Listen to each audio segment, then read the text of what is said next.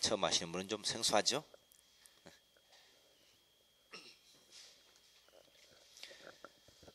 자, 그 다음에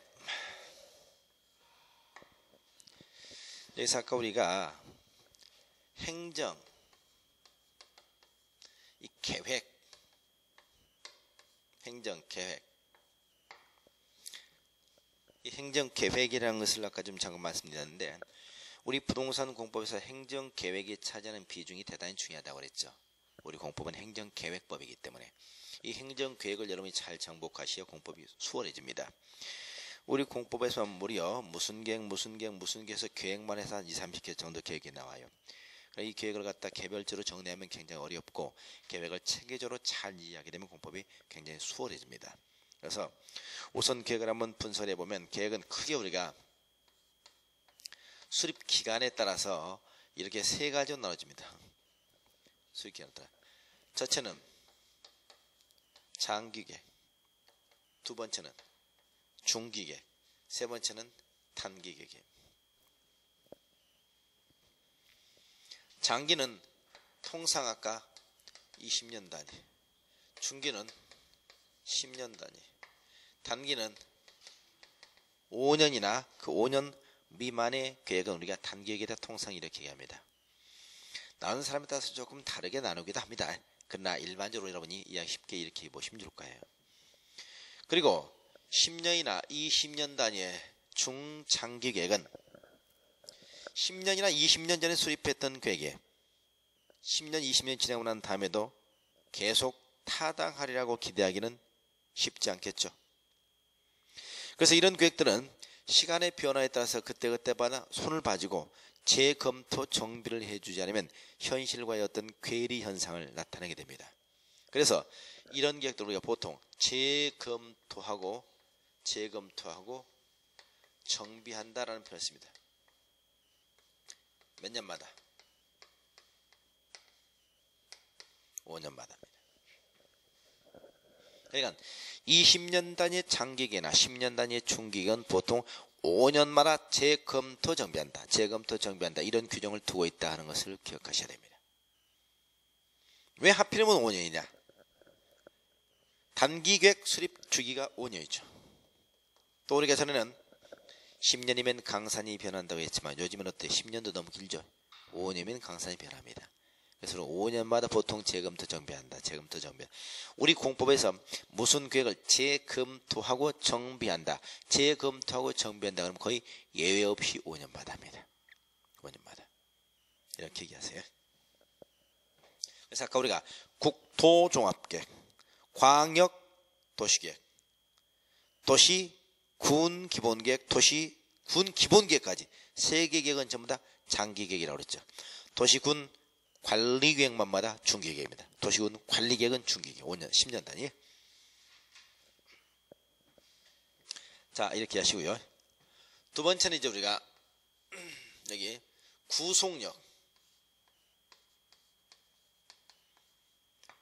구속력에 따라서 행정계획을 이렇게 나눕니다.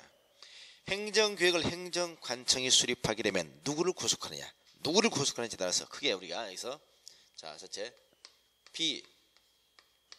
비구속적 행정계획과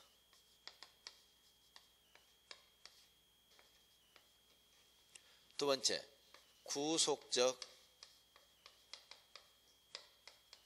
행정계획, 비구속적 행정계획과 구속적 행정계획 이렇게 나눠집니다. 자, 이게 대단히 중요한 얘기입니다. 행정계획 이런데 가장 중요한 내용 중에 하나예요. 행정관청이 어떤 행정계획을 수립하게 되면 이 계획으로 인해서 누군가가 구속을 당하느냐는 것인데, 먼저 비구속적 행정계획은 첫째, 이건 누구를 구속한다는 얘기냐? 여기는 행정관청만 구속합니다. 단 일반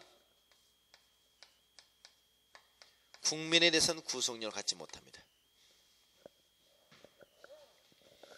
행정관청만 구속을 하고 일반 국민에 대해서는 전혀 구속력을 갖지 못하는 계획을 비구속적 행정계획이라고 해요. 행정관청을 구속한다는 것은 어떤 계획이 수립되면 그 계획으로 인해서 행정관청은 뭔가 의무가 발생한다는 얘기죠. 가장 대표적인 의무가 하위 계획을 수립해야 될 의무, 또 그런 데서 어떤 예산상 조치를 해야 될 의무, 이런 것들이 나옵니다. 그러나 일반 국민은 하등에 관련이 없죠. 아까 국토종합계획, 전국 국토개발의 20년짜리 청사진을 마련해 놓으면 그 청사진에 맞춰서 행정관청은 세부적인 계획을 수립해야 될 의무가 발생합니다. 그러나 그 방향 설정만 가지고는 일반 국민에게 이렇게 해라 저렇게 해라 구속할 수 있다 없다? 없다는 거죠. 서울시 도시기본계획, 인천광역시 도시기본계획, 그럼 인천광역시를 20년까지 앞으로 어떻게 개발해 나갈까 큰 방향이죠. 그 방향 설정만 가지고는 일반 국민에게 이렇게 해라 저렇게 할 수 있다 없다? 없다. 이걸 우리가 흔히 비구속적 행정계획이다. 비구속적 행정계획, 이렇게 얘기하는 겁니다. 자, 그럼 구속적 행정계획이라는 것은 행정 관청은 물론요 일반 국민까지도 구속을 받는다. 행정관청과 일반 국민을 모두 구속한다. 이게 구속적 행정계획입니다. 일반 국민을 구속한다는 것은 일반 국민에게 어떤 행위에 제한을 가져온다는 얘기입니다. 행위에 대한 제한을 가져온다. 행위 제한. 이걸 구속적 행정계획. 여러분 아까 도시군 관리계획이 있었죠. 도시군 관리계획. 도시군 관리계획에서 용도지역이 지정되잖아요. 여러분 용도지역이 지정되면 여러분 구속당하는 거죠. 여러분 토지에 자연환경 보전지역이 지정되면 자연환경 보전지역 절대 개발해서는 안 된다. 만약에 여러분이 거기서 개발을 하게 되면 2년 이하의 징역 2천만 원의 벌금에 처한다니까요. 이게 바로 뭐다? 구속적 행정계획입니다. 여러분 토지에 개발 제한 구역, 용도 구역이죠. 개발 제한 구역 지정되면 어때요? 개발 제한 구역 개발해서는 안 되죠. 이런 구속을 당하는 거죠. 그래서 도시군 관리계획은 구속적 계획이다. 이렇게 얘기하는 겁니다. 이렇게 크게 모든 계획은 비구속적 행정계획과 구속적 행정계획으로 나눕니다. 다른 말로 우리가 흔히 별칭으로 이렇게 얘기를 하게 돼. 이건 뭐냐? 내부 구속적 행정계획. 왜? 행정관청 내부만 구속하기 때문에. 자, 이건 외부 구속적 행정계획이라고 합니다. 왜?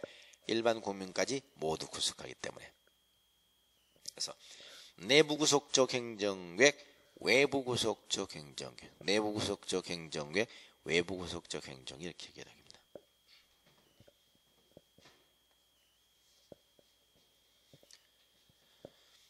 그 다음에 이건 우리가 법적 성격, 이 법적 성격 우리가 흔히 뭐라고 하냐, 비구속적 행정계획은 하나의 행정 명령이다, 행정 규칙이다, 이런 얘기를 합니다. 이 행정명령이라는 것은 말이죠, 상급 행정관청이 하급 행정관청에게 한 명령. 그러니까 하급 행정관청은 상급 관청에 따라야 되죠. 이런 의미밖에 없다는 얘기죠. 또 행정규칙, 그러면 행정관청 내부에서 그들이 지켜야 할 하나의 약속, 준칙의 의미가 있습니다. 그러니까 이거는 일반 국민과 상관이 없죠. 예를 들면 공무원 근무수칙, 야간 당직자 근무수칙, 이런 행정규칙이라고 그래요. 그럼 이런 규칙들은 일반 국민에게 영향을 미치지 못하는 거잖아요. 영향을 미치긴 미치나요? 어떤 사람 미친다고 그래요. 왜? 그러니까 아니 우리 남편이 오늘 밤에 야간 당직이니까 당연하게 집에 있는 나한테 영향을 미치지. 오늘 혼자 자야 되니까. 그렇게 얘기하면 끝이 없죠. 그러나 집에 있는 집사람이 야간 근무수칙을 지켜야 될 필요가 있어 없어? 없죠. 그렇죠? 이런 것 다 비구속적 행정계획이라고 얘기하는 겁니다. 구속적 행정계획은 흔히 행정 처분이다. 처분. 또는 행정 행위다. 이런 표현, 행정의 행정처분. 행정처분, 행정행위라면 행정관청이 일반 국민에게 한 구체적인 법률행위라는 뜻이거든요. 법률행위. 그럼 법률행위 했으면 법적 효과가 발생하는 거죠. 예를 들면 건축 허가 처분 떨어지면 어때요? 건축을 할 수 있잖아요. 이런 행정처분과 성격이 똑같다. 왜? 일반 국민을 구속하기 때문에 이 말이죠. 네 번째, 절차상으로 보면 말이죠. 비구속처 행정이 보통 수립, 그 다음에 승인 이라는 절차를 거치게 돼요. 여기는 보통 입안, 결정 이런 절차를 보통 거치게 됩니다. 여기서 수립이라는 용어, 입안이라는 용어, 승인이라는 용어, 결정이라는 용어 나오죠. 수립이라고 하는 것은 그 행정계획의 내용을 행정관청에서 최종적으로 확정해버리는 것을 수립이라고 합니다. 수립된 내용에 관해서 승인은 상급관청이 단지 yes 또는 no만 할 수 있는 권한을 말합니다. 그러니까 승인은 이미 수립된 내용의 변경을 가한다든가 추가한다든가 이게 허용되지 않습니다. 단순한 yes, no입니다. 이건 행정관청 내부적인 문제이기 때문에 행정관청에서 수립하고 상급관청에서 승인하는 이런 절차를 보통 거치게 되는 겁니다. A라는 관청이 수립을 했다. 그러면 승인은 A 위에 있는 상급관청이 승인하게 됩니다. 시장군수가 수립했다. 누가 보통? 도지사가. 시도지사 수립했다. 누가? 국토해양부 장관. 그리고 국토해양부 장관이 수립했다. 누가 승인했냐? 우리 부동산 공부산 최고 대장은 국토해양부 장관이거든요. 그럼 국토해양부 장관이 수립했으면 더 이상 갈 사람이 없죠.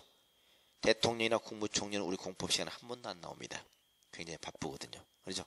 그래서 우리 공법에서 국토해양부 장관 수립한다. 그러면 그걸로 땡이라고 그러죠. 국토해양 수립한다면 승인한다는 얘기가 없다고요. 이게 공식입니다. 항상 시장에서 수립한다. 도지사. 시도지사 수립한다. 국토해양부 장관. 국토해양부 수립한다. 땡. 네. 반면에 구속적 행정경은 입안 결정 절차를 거친다고 그랬는데요. 입안이라고 하는 것은 수립관 단어입니다. 입안은 안만 작성한 거죠. 안만 작성해서 상급관청에서 최종적으로 결정하는 겁니다. 그러면 결정은 입안된 내용에 새로 내용을 추가한다든가 변경한다든가 이게 전부 다 허용이 되는 겁니다. 자, 여기도 B라는 관청이 입안했으면 보통 상급관청에서 결정을 합니다. 시장우선 입안했으면 누가? 도지사가. 시도지사 입안했다. 국토해양부 장관이. 그러나 국토해양부 장관이 입안했다. 누가 결정할까요? 아까 국토해양부 수립한다 땡이라고 그랬죠. 근데 국토해양부에 입안한다 땡? 그러면 안 돼. 왜? 입안은 안만 작성한 거니까. 수립은 아까 내용이 최종 확정됐지만. 그렇기 때문에 입안에 있으면 결정을 누군가 하긴 해야 될 거 아닙니까? 누가 한다? 이때는 자기가 합니다. 누가 한다고요? 국토해양부 장관 입안했으면 누가 결정한다고요? 자기가 누구야 여기서? 우리 입 자기 할 때 그 자기야? 그 자기가 아니고 국토해양부 장관 본인이 한다 이런 얘기죠. 국토해양부 장관 본인. 자, 이게 공식입니다. 시장으로서 입안했다 도지사, 시도에서 입안했다 국토해양부 장관, 국토해양부 장관 입안했다면 국토해양부장이 입안 결정한다. 입안하고 결정까지 하는 겁니다. 자, 이 공식을 여러분 잘 기억하시라고요. 자, 그 다음 다섯 번째, 주민의 의견 청취입니다.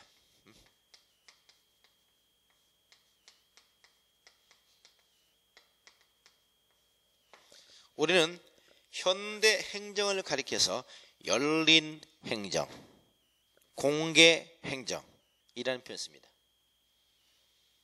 어떤 중요한 내용을 결정할 때 밀실에서 은밀하게 결정하면 돼요, 안 돼요? 안 되잖아요. 모든 내용 공개해야 됩니다. 그래서 항상 이런 구속적이든 비구속적이든 계획을 수립 입안할 때는 주민의 의견을 청취하는 절차를 거칩니다. 이때 주민의 의견 청취는 반드시 두 번 하거든요. 두 번. 한 번은 주민들로부터 의견을 청취하고요. 그 다음에는 주민의 대표기관, 시장우선 입을 땐 시군의회, 시도에서 할 땐 시도의회, 이렇게 두 번 의견 청취 두 번 합니다.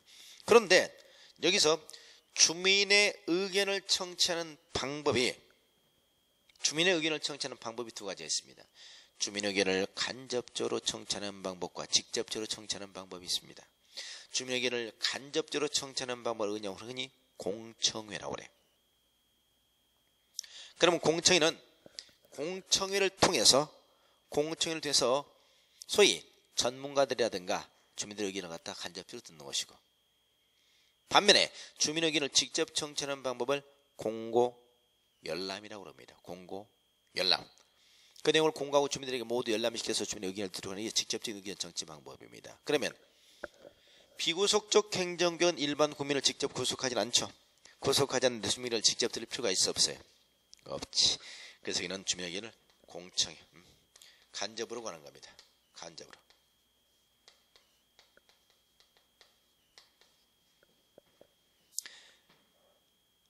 여기는 공고하고 그 내용을 주민들에게 열람시킨다. 직접으로 가는 겁니다. 왜? 일반 국민에게 중요한 이해관계가 있기 때문에.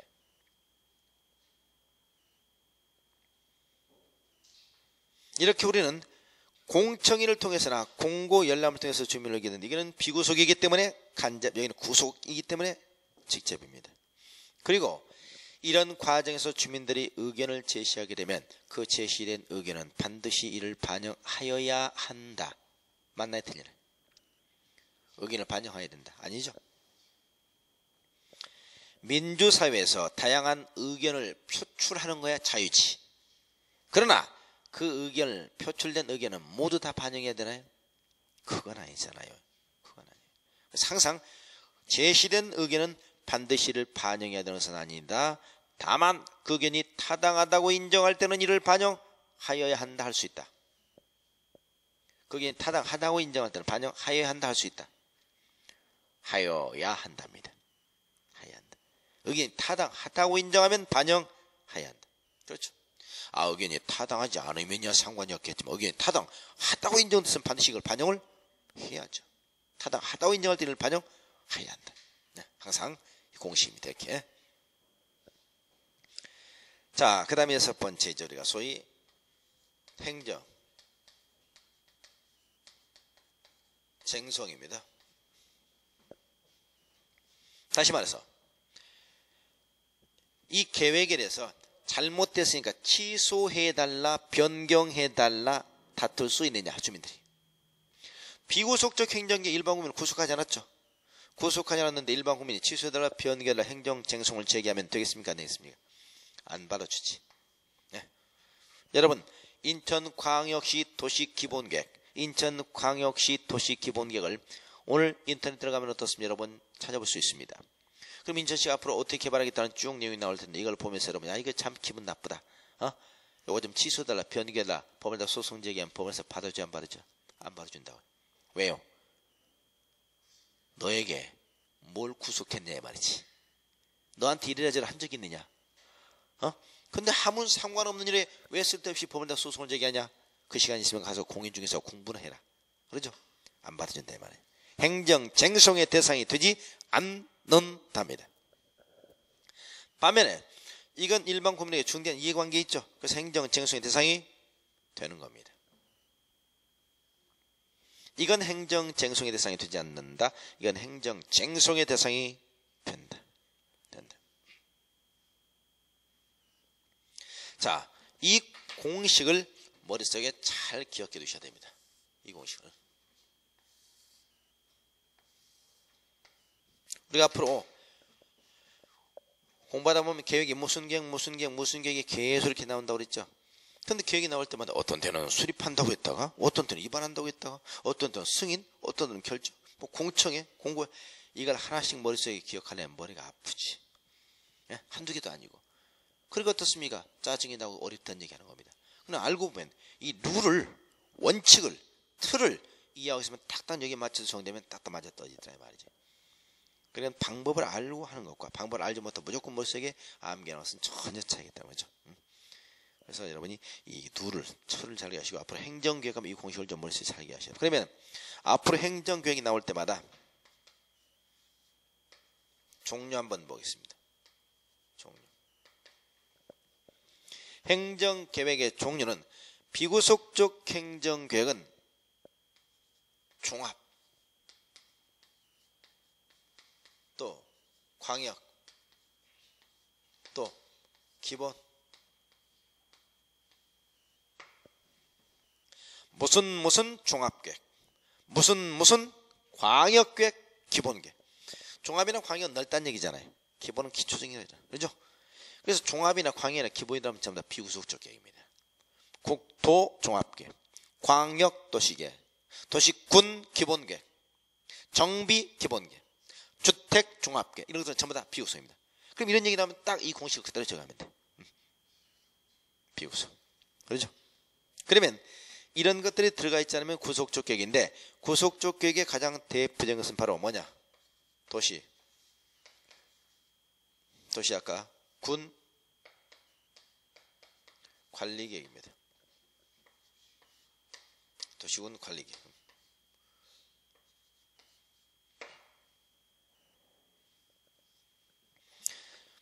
아까 도시군 관리계획은 어떻습니까?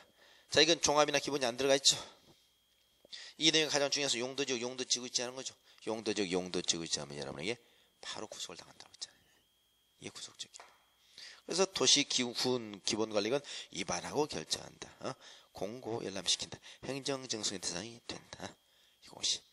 그래서 앞으로 어떤 계획이 나올 때마다 비구속과 구속을 이 원칙을 잘 기억하시면 굉장히 수월합니다. 아주 편해요. 그러나 저것들을 잘 이해하지 못하면 계획이 한 2, 30개 나온다고 그랬는데, 나올 때마다 저걸 다 암기하고 있으니까 금방 거기서 어떻습니까? 어렵다, 짜증난다, 이런 얘기 나오는 거죠. 공법은 어떤 사람 무슨 뭐 질서도 없고 뭐 체계도 없다고 그러는데 아니죠. 공법은 굉장히 체계적이고 논리적입니다. 법은 항상 말이죠. 논리적이지 않는 것은 없어요. 여러분 오늘 첫 시간이니까 여러분 보세요. 이 법이라는 게 뭐냐? 법이 뭐죠? 법이 뭐예요? 법을 한번 해석 한번 해볼까요? 우리는 한글은 표음문자입니다. 표음문자. 그러니까 한글은 듣기는 좋은데 아무리 입으로 10번 얘기해도 그 말이 무슨 말인가 의미가 와 닿지 않아요. 그렇죠? 한문은 표의문자죠. 표의문자. 한문은 써놓고 이렇게 쳐다보면 뜻이 나오는 거잖아요. 그렇죠? 이게 한문의 또 장점입니다. 이걸 그대로 풀어볼까요? 이게 뭐냐? 이게 물수변입니다. 이게 갈 거잖아요. 이게 법이야. 법이 뭐라고요? 물이 흘러가는 대로 가는 것. 물이 흘러가는 대로 가는 것. 물은 항상 높은 곳에서 낮은 곳으로 흐르죠. 물은 절대 낮은 곳에서 위로 역류하지 않죠. 이처럼 법은 항상 옳고 그름이 정확해야 되는 것이고, 물이 위에서 마치 밑으로 흐르듯이 법이라는 것은 항상 어떻습니까? 이런 이치를 그대로 이렇게 하는 것이기 때문에 법은 한마디로 건전한 상식이라는 뜻입니다. 그래서 법은 절대 우리가 거꾸로 가는 경우는 없어요. 그러니까 항상 우리는 법을 공부할 때마다 말이죠. 우리는 항상 건전한 상식에 입각해서 공부를 하시면 됩니다. 그럼 법은 수월해요. 우리는 법을 공부하고 또 나중에 이렇게 하다 보면 나중에 문제 풀이하고 시험 보고를 하다 보면 말이죠. 여러분이 공부하지 않았던 것도 가끔씩 몇 문제씩 출제됩니다. 그것은 범위가 워낙 넓다 보니까 다 공부하지 못하는 부분도 있고, 또 그걸 출제하게 되면 여러분이 알든 모르든 여러분의 건전한 상식으로 한번 정답을 잡아보세요. 이런 문제들이 나오게 돼요. 그럼 여러분 모르는 문제니까 어떻게 돼? 찍어야 될 거 아닙니까? 그렇죠? 찍어야 돼요. 근데 찍을 때 어떻게 찍어야 돼? 어떻게 잘 찍어야 돼? 연필을 훌려야 되죠? 그러면 안 돼. 이번에도 시험 보기 전날 부산에 사시는 어떤 여자분한테 전화가 왔어요. 선생님 동영상 강의 듣고 있는 사람인데 제가 내일 시험에서 좀 달랑달랑 할 것 같습니다. 그래서 확신 없는데 일단 아는 것은 정확하게 제가 써야 되겠지만 모르는 게 있으면 찍어야 될 거 아닙니까? 근데 모르는 것은 몇 번 찍어야 됩니까? 그거 좀 가르쳐 주십시오. 몇 번 찍어야 되는지 그걸 가르쳐 달래요. 그렇죠? 그걸 어떻게 합니까? 선생님은 그동안 경험상으로 아시잖아요. 몇 번이 정답이 많을 것 같습니까? 그걸 가르쳐 달라는 거예요. 통상 정답이 2번이 맞습니까? 3번이 맞습니까? 5번이 맞습니까? 그걸 좀 가르쳐 나 그러면 나머지 모르는 것은 전부 다 그걸 찍겠다는 거예요. 근데 그건 말이 안 되잖아요. 절대 그러지 마십시오. 저는 그렇게 얘기할 수도 없고, 일단 아는 것은 수시대, 모르는 것 있으면 찍어야죠. 모르는 거 찍을 때는 건전한 상식에 입각해서 그냥 상식으로 찍어야지. 2번이 많을 것 같다 무조건 2번 찍고 3번이 많을 것 같다 3번, 이건 절대 안 됩니다. 절대 그렇게 찍어서는 안 되는데, 그래도 한번 좀 가르쳐주시 계속 저한테 그런 말씀하시다. 그래서 제가 끝까지 건전 못하고요. 그건 또 그럴 수도 없고, 또 시험관들이 출제할 때도 정답은 1번, 2번, 3번, 4번, 5번 그룹 배치합니다. 그룹 배치하지 몇 번이 정답이 더 많고 그런 건 거의 없기 때문에 그런 생각하지 마시고 가장 건전한 상식 입각에서 찍으세요. 이렇게 말씀드렸어요. 그래서 항상 우리는 모르는 문제 있으면 건전한 상식에 입각해서 찍어야 됩니다.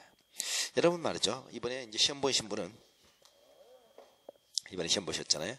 이 시험 보시면 기출문제 보면 기출문제 여러분 그 83번 한번 83번 기출문 83번 기출문제 83번을 보면은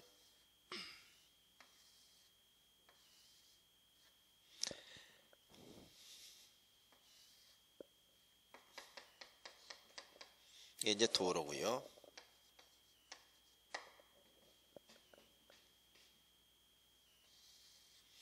일반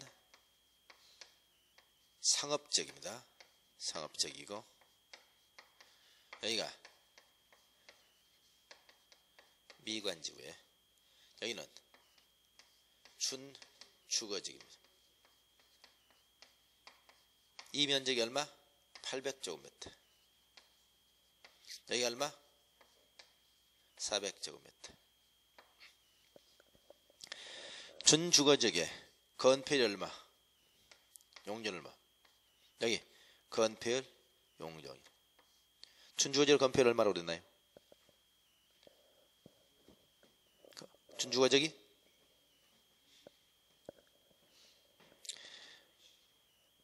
일반 상업지 용적이 880이고 준주거지이 560이잖아요. 여기가 560이고 여기가 880. 그렇죠? 자, 이런 경우에 여기다 건축물을 건축하는데 여기 최대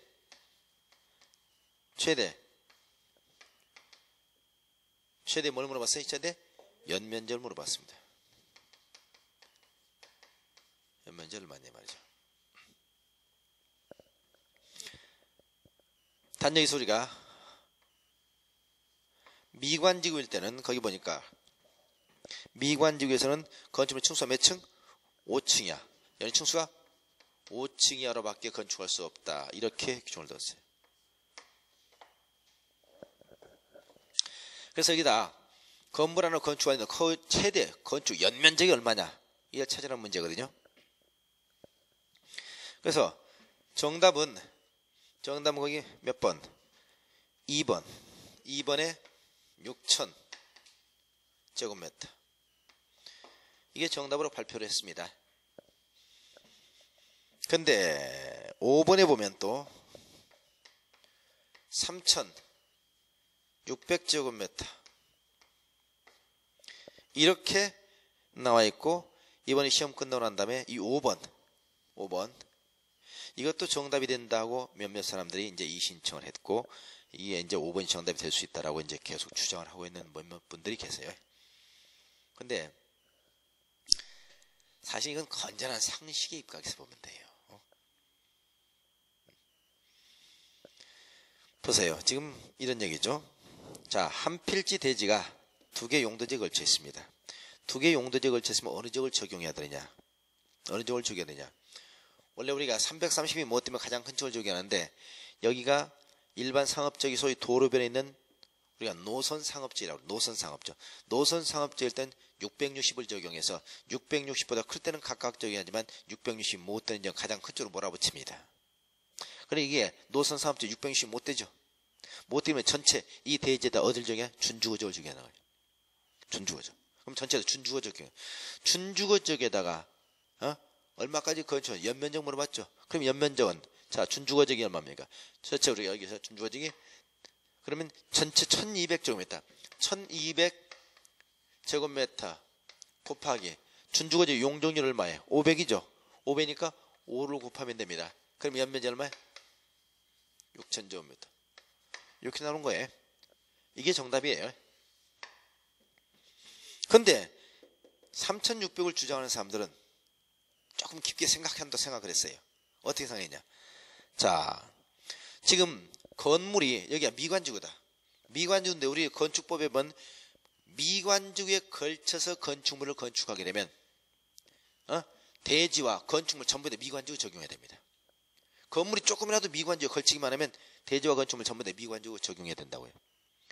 그러면 여기 미관지구에 있기 때문에 여기에 건축물을 건축하는데 미관지구에 걸쳐버리게 되면은 미관지를 전부 다 적용해야 하는데 미관지구가 적용되면 층수가 몇 층까지밖에 건축을 못한다?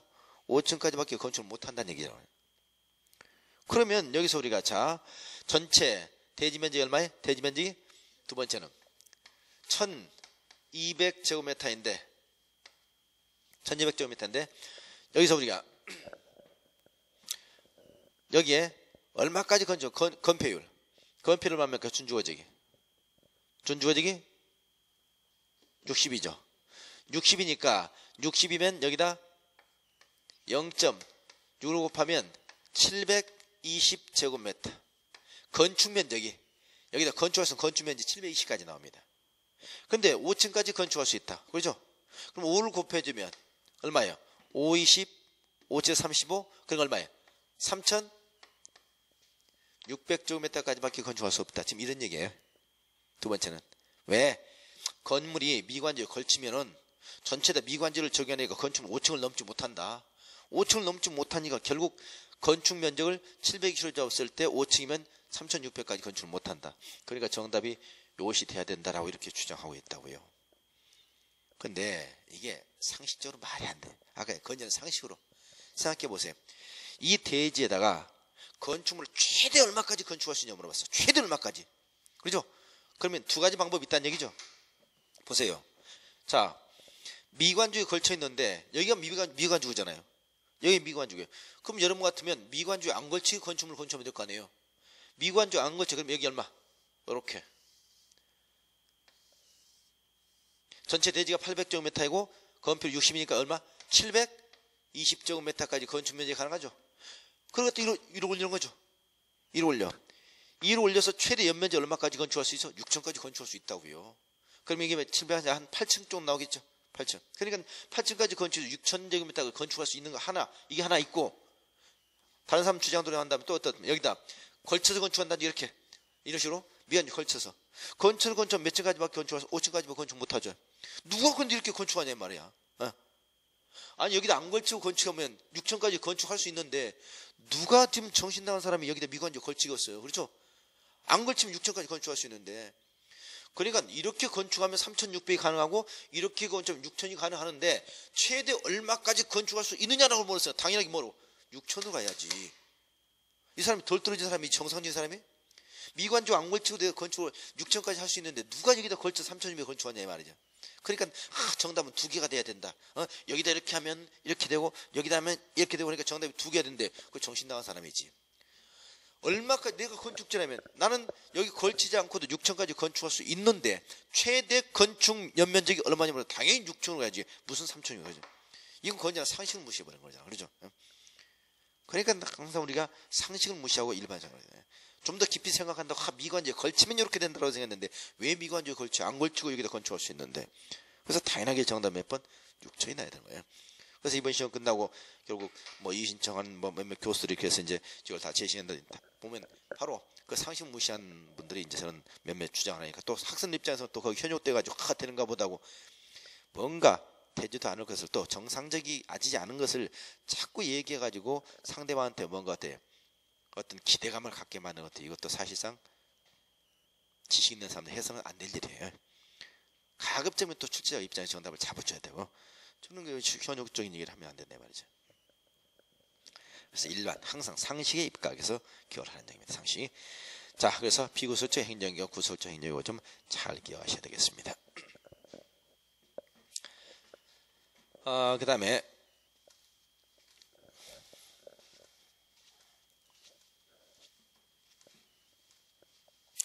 앞으로 공법 공부하다 보면 말이죠. 여러분이 많이 좀 기억해야 될 것이 행정관청인데 행정관청 자꾸 헷갈립니다.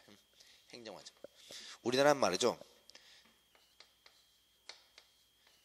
중앙정부가 있어요. 그리고 지방자치단체가 있죠. 중앙정부 밑에 지방자치단체 있습니다. 근데 지방자치단체는 다시 두 개가 있습니다. 광역자치단체하고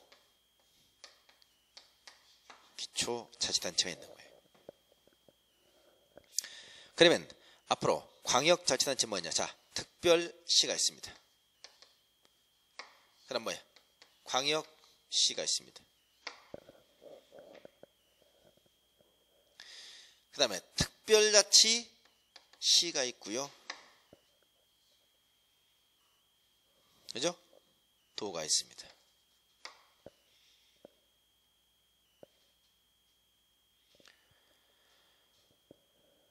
물론 특별자치시, 특별자치 정확하게 명해 특별자치 도가 있고 또 그냥 도가 있고 그래요.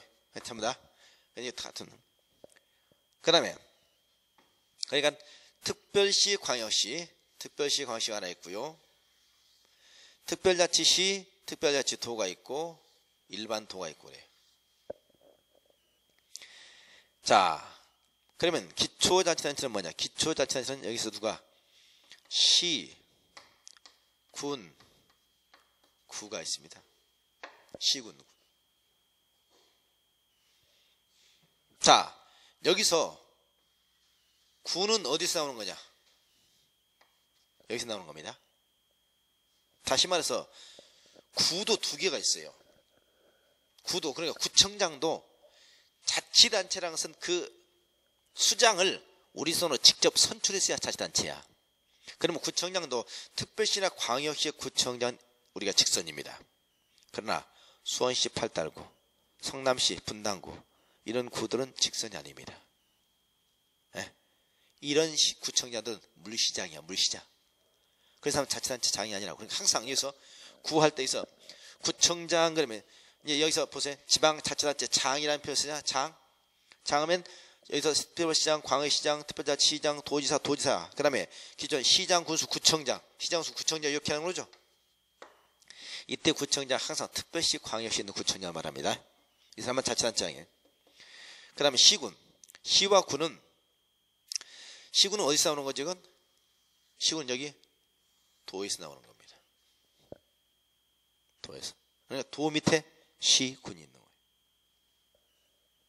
그러면 자, 항상 특별자치시, 물론 여기 특별자치시, 특별자치도 이게 좀 아주 좀 특이한 것들인데 원래 제주도 특별자치도에는 말이죠. 원래 시가 두 개가 있거든요. 제주시하고 서귀포시가 있습니다. 근데 제주시, 서귀포시는 자치단체가 아닙니다. 제주도지사 임명해버립니다. 그러니까 제주도에서는 자치단체장이 딱 하나 있습니다. 누구? 특별자치도지사. 그래서 제주도에서는 제주도 도지사가 왕입니다. 그 다음에 특별자치시는 어딜 얘기하는 거냐? 세종시를 말한다 했죠? 앞으로 세종시는 말이죠. 충남, 공주시, 그 다음에 우리가 연기군, 청원군, 이 이역들이 일부가 이렇게 묶어진 게 세종시입니다. 그럼 앞으로 이 공주시, 연기군, 청원군은 전부 다 기초자치단체장이었잖아요. 그렇죠? 근데 여기는 전부 다 세종시로 통합이 됩니다. 통합. 세종특별자치시입니다. 그래서 앞으로 우리가 항상 도에는 뭐가 있다? 도에는 시군이 있고, 그러면 도지사가 하든가 시장군수 하든가 둘 중 하나입니다. 또 특별시, 광역시에서는 특별시, 광역시장이 하든가 구청장이 하든가 둘 중 하나입니다. 근데 제주도에서는 항상 누가 한다? 제주도지사가 하고, 특별시 어디? 세종시 특별자치시에서는 자치시장이 하는 겁니다. 다른 사람들은 자치단체장이 아니야. 항상. 그럼 이건 전부 다 광역자치단체입니다. 그래서 특별시, 광역시, 특별자치시, 특별자치 도까지 광역자치단체고, 이제 시, 군구가 기초자치단체다. 그래서 항상 우리가 특별시, 광역시는 특별시, 광역시장이 하든가 아니면 구청장이 하든가, 구청장이 하든가 특별시, 광역시장이 하고, 그 다음에 도에서는 도지사가 하든가 누가 한다? 시장수 한다. 도지사 하든가 시장수. 근데 제주도에서만큼 항상 특별자치 도지사하고, 세종시에서만큼 항상 특별자치 시장이 한다. 이런 얘기입니다. 권한. 그래서 항상 우리는 중앙정부 우리가 보통 여기 국토해양부 장관이 있어요. 국토해양부 장관. 국토해양부 장관이 하든가 아니면 여기서 하든가 아니면 시장수 구청 이렇게 하세요. 그래서 자치단체 장을 이걸 좀 잘 이해하시니, 이게 사실상 행정구역이 자꾸 헷갈리기 때문에 우리가 뭐 시장구 수구청에 시류에서 나올 때마다 자꾸 이런 혼동을 많이 하게 됩니다. 혼동. 자, 이걸 좀 잘 이해. 그리고 또 말이죠. 앞으로 이 시장 있지 않습니까? 시장 중에서도 인구 50만이 넘는 시 있죠. 인구 50만이 넘는 시를 우리가 흔히 대도시라고 합니다. 대도시. 물론 특별시, 광역시 빼고, 특별시도 아니고 광역시도 아니고 아까 특별자치시도 아니면서 인구 50만이 넘는 시를 대도시라고 그래요. 예를 들면 수원시, 성남시, 고양시 이런 시들은 대도시에 속합니다. 보통 시장 할 때는 그 대도시장까지도 포함해서 얘기합니다. 시장하면. 그러나 특별시장, 광역시장을 얘기할 때는 시장이라고 얘기하지 않아. 그때 뭐라고? 특별시장, 광역시장이라고 그러지. 그냥 시장이라고 하지 않는다고 해요. 그래서 앞으로 우리 행정관청 요거 내용을 좀 잘 기억해 두시기 바랍니다. 그리고 우리가 앞으로 공법에서 또 공부를 하다 보면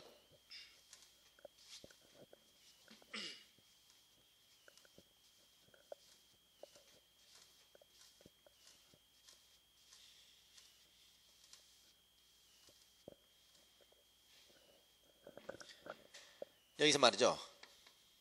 손실 보상이라는 얘기하고 손해 배상이라는 얘기, 두 가지를 구분해서 쓰세요. 우리가 금전적 지급이죠. 돈 주는 겁니다. 돈을 주는데 배상과 보상의 차이점이 뭡니까? 배상과 보상의 차이점.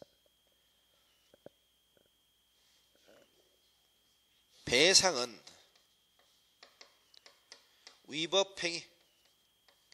위법행위에서 금전적 지급을 배상이라고 얘기하고요. 보상은 정당행위입니다. 적법행위. 그러니까 어떤 잘못을 했다는 것을 인정하면서 미안합니다 하고 돈을 줄 때 배상이라고 얘기하고, 손해배상. 잘못한 건 아니지만 네가 입었던 피만큼 돈을 준다. 이게 보상입니다. 적법행위. 예를 들자면 상대방이 중앙선을 침범해서 여러분 차를 들이받았어요. 그럼 상대방이 중앙선을 침범해서 차를 들이받기 때문에 고의 또는 과실에서 불법행위를 한 거죠. 그러면 여러분 상대방한테 내려가지고 뭐라고 얘기해야 돼? 배상해라 해야 됩니까? 보상해라 해야 됩니까? 당연하게 배상해라 그래야지. 네가 중앙선을 침범해서 내 차를 들이받은 것은 불법행위다. 잘못이 있었다. 그러니까 사과하고 배상해라 이렇게 하죠. 근데 차에서 대뜸 내리자마자 너 당장 보상해. 당장 보상해 그러잖아요. 그럼 상대방도 그 의미를 모르고 있으면 다행이지만 상대방이 그 의미를 알고 있으면 가만히 있어봐라. 내가 지 차를 중앙선을 침범해서 들이받았는데 나는 하나도 잘못이 없다. 그 대신 불쌍하니까 돈이나 몇 푼 주고 와라. 애따 여기 있다고 주고 가게 주죠. 분명히 상대방 어떻습니까? 배상에 벌써 정확한 표현을 쓰시고 나중에 형사책임에 있어서는 대단히 중요한 문제가 되는 겁니다. 그래서 배상과 보상을 분명히 구별해서 쓰셔야 돼요. 전에 우리가 어떤 방송 앵커와 여자 앵커가 말이죠. 위안부 문제에 관하여 일본 정부는 사과하고 뭐해라? 정당한 배상을 해야 된다. 이렇게 얘기했는데 보상을 해야 된다. 이렇게 얘기를 했어요. 보상을. 바로 잘렸잖아요. 그렇죠? 그럼 일본 정부의 위안부 소집행위는 정당한 것이었다는 거잖아요. 그렇죠?